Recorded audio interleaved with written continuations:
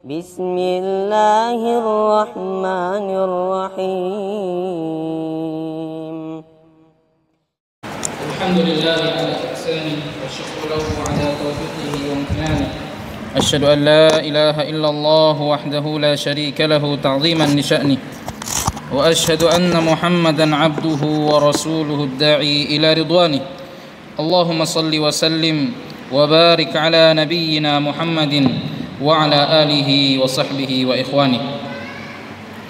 Kaum muslimin dan muslimat yang dirahmati oleh Allah Subhanahu wa taala. Rasulullah sallallahu alaihi wasallam bersabda, "Talabul ilmi fariidatun ala kulli muslim." Menuntut ilmu, belajar agama adalah hal yang wajib bagi setiap muslim. Oleh karena itulah setiap muslim hendaknya menyadari hal ini dan berusaha untuk mempelajari dan mengulang-ulangi ilmu agama, terutama hal-hal yang berkaitan atau hal-hal yang wajib yang berkaitan dengannya. Di antara hal tersebut adalah zakat fitrah. Pada kesempatan kali ini izinkan khatib mengambil beberapa waktu dari para jamaah untuk kembali kita mempelajari masalah zakatul fitr. Kaum muslimin dan muslimat yang dirahmati oleh Allah Subhanahu wa taala. Perlu kita ketahui ada beberapa hadis yang menjelaskan tentang hukum-hukum zakat fitrah.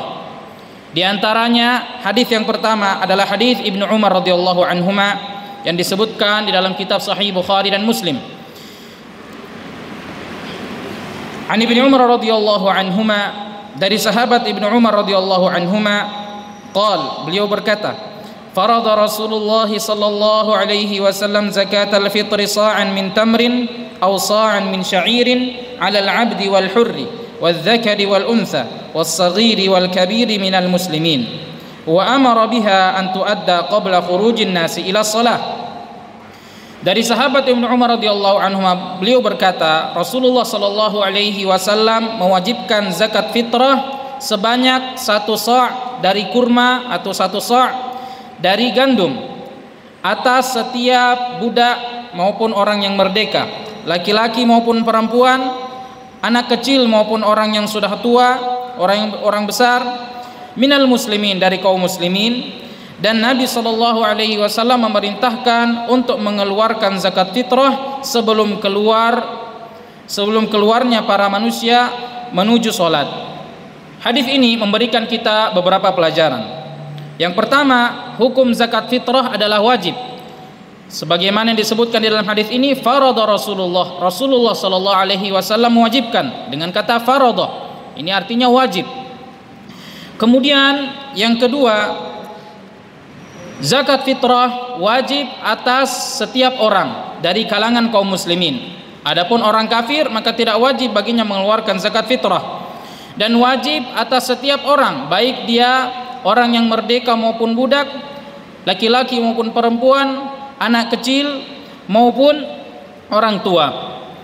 Maka oleh karena itu, apabila di dalam sebuah keluarga ada anak kecil, ada suami dan istri, kemudian ada 3 anak, maka wajib untuk kepala keluarga mengeluarkan atas 5 kepala, yaitu dirinya, istrinya, dan 3 anaknya.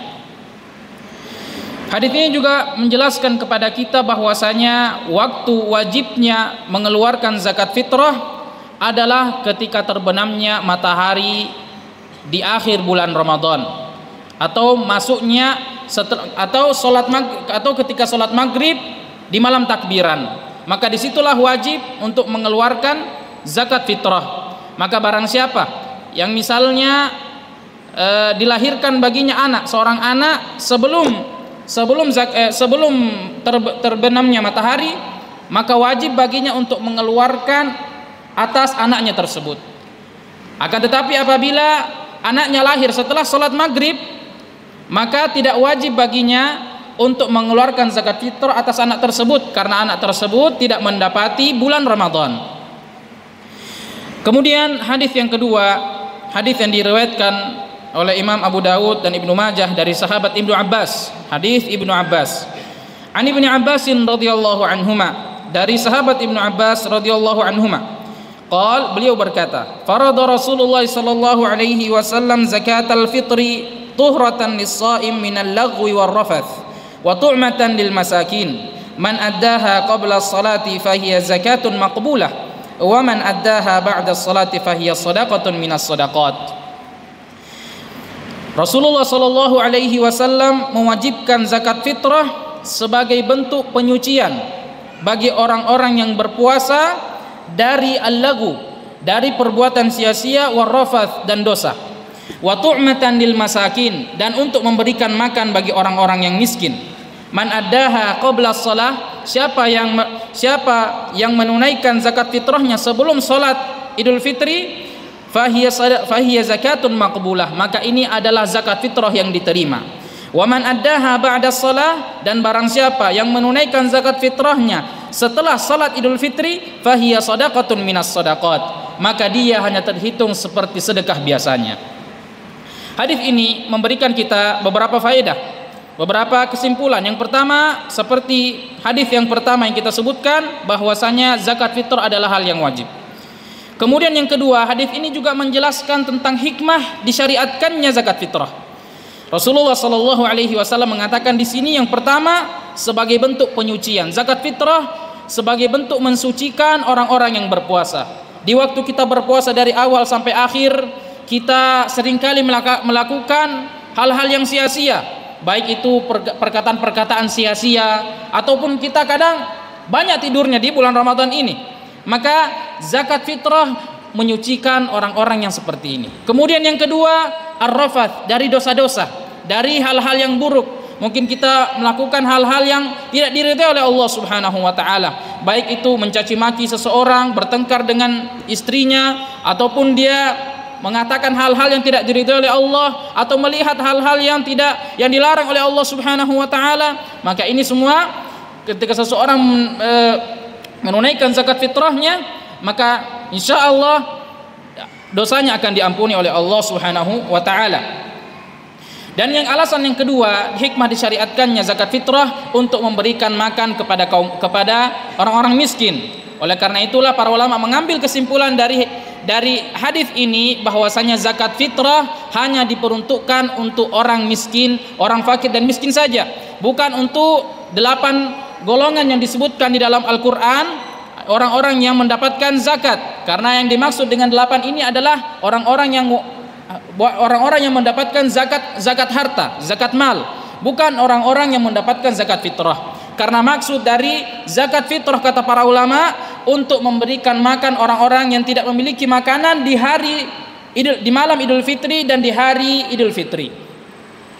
Kemudian disebutkan di dalam hadis ini faedah selanjutnya, bahwasanya zakat fitrah tidak terhitung zakat fitrah apabila ditunaikan setelah salat.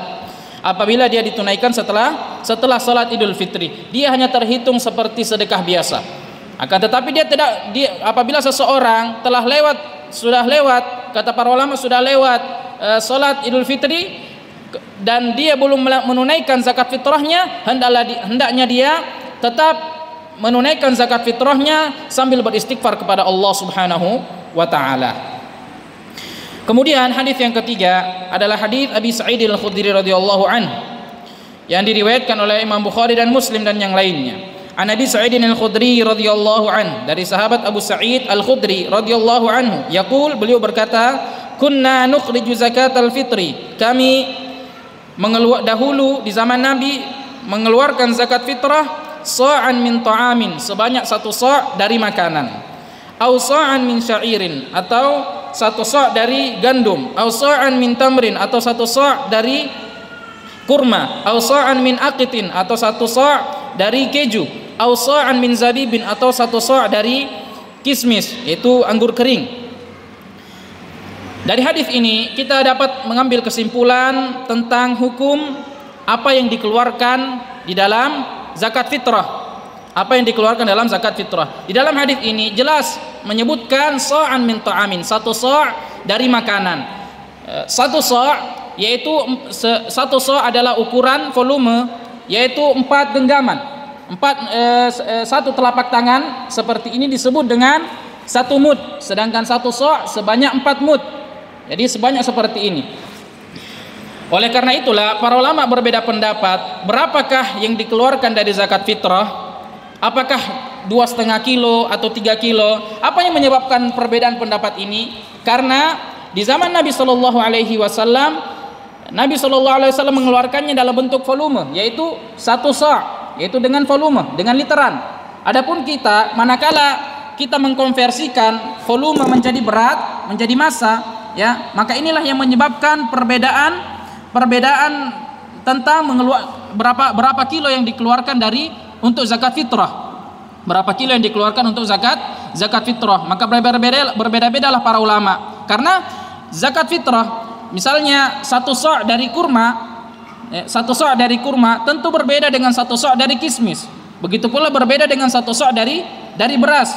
Oleh karena itulah sebagian ulama mengatakan 2,4, ada yang mengatakan 2,8. Maka lebih amannya, para ulama mengatakan lebih amannya kita mengeluarkan sebanyak 3 kilo. Sebanyak 3 kilo amannya. Dan kita meniatkan apa yang lebih dari itu kita niatkan sebagai sedekah. Kemudian timbul masalah di dalam hadis ini, yaitu bolehkah kita mengeluarkan zakat fitrah dengan uang, dengan berbentuk uang? Karena sebagian orang mengatakan orang-orang miskin lebih butuh dengan uang. Mereka tidak butuh dengan beras, mereka juga punya beras. Maka kata para ulama, sesungguhnya zakat fitrah digunakan untuk memberikan mereka makan. Maka apa yang dapat mereka makan di malam tersebut bukan untuk memperkaya mereka, bukan untuk memberikan mereka masa kehidupan sampai setahun ke depan. Adapun yang berkaitan dengan hal tersebut itu babnya pada zakat harta, zakat mal, bukan pada zakat fitrah. Adapun zakat fitrah itu diperuntukkan hanya untuk orang-orang miskin dan untuk memberikan mereka makan di malam Lailatul Id dan di hari salat Id. Kemudian ada satu athar yang ingin saya bacakan yang disebutkan di dalam Muwatta Imam Malik. Di sini berkaitan dengan kapan kita mengeluarkan zakat fitrah. Di awal tadi kita mengatakan bahwasanya zakat fitrah dikeluarkan di malam Lailatul Id atau ketika kita ingin keluar pergi salat Id. Akan tetapi ini mungkin menyusahkan sebagian orang karena bisa jadi dia tidak akan menemukan ketika dia keluar, dia tidak menemukan orang-orang miskin yang menerima zakat fitrahnya. Di sini disebutkan di dalam Muwatta Imam Malik, anna Abdullah bin Umar kana yab'atsu bi zakatil fitri ila alladhi tujma'u indahu qabla al-fitri bi yawmaini aw thalathah. Bahwasanya Ibnu Umar radhiyallahu anhuma dia mengutus orang untuk membawa zakat fitrahnya kepada orang yang mengumpulkan zakat fitrah untuk dibagi-bagikan kepada orang-orang miskin 2 hari atau 3 hari sebelum lebaran, sebelum Idul Fitri. Jadi hadis ini atau athar ini memberikan kita pelajaran bahwasanya yaitu sahabat Nabi Shallallahu Alaihi Wasallam boleh mengeluarkan zakat fitrah 2 atau 3 hari sebelum Idul Fitri. Sebelum Idul Fitri. Jadi di malam ke-28 atau di hari yang ke-28 kita sudah boleh untuk mengeluarkan zakat fitrah kita. Adapun orang yang mengeluarkan zakat fitrahnya di awal Ramadan, maka ini tidak dihitung sebagai zakat fitrah. Dia hanya dihitung sebagai uang, dia hanya dihitung sebagai sedekah biasa. Begitu pula akan tetapi apabila misalnya ada masjid yang mengurus tentang masalah zakat fitrah dan membolehkan orang untuk mengumpulkan hartanya, uangnya, dan mereka mengatakan bahwasanya nanti uang ini akan diganti menjadi zakat fitrah di malam ke-28, maka ini tidak masalah. Justru ini memudahkan kaum muslimin. Mungkin hanya ini dapat kami sampaikan, semoga bermanfaat. Wallahu taala a'la wa alam. Assalamualaikum warahmatullahi wabarakatuh.